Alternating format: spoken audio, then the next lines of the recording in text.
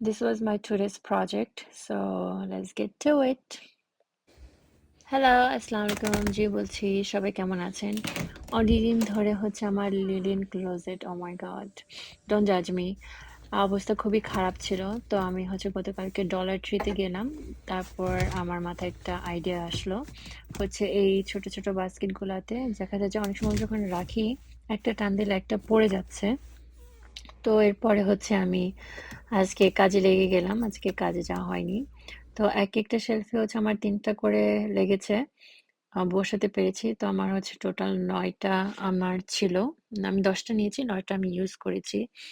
তো নিচে দেখতে পাচ্ছেন হচ্ছে আমি সব কম্বল, কমফোর্টার গুলা রেখেছি।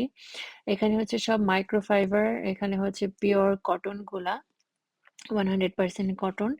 অনেকগুলা হচ্ছে ফোল্ড করে করে থাকে থাকে হয়ে গেছে। এরপর এটাতে আমি সব পিলো কেসেস রেখেছি। এরপর হচ্ছে ফ্লিস গুলা ছিল। আর এগুলো হচ্ছে আমার party designer bedsheets that I use when I have party।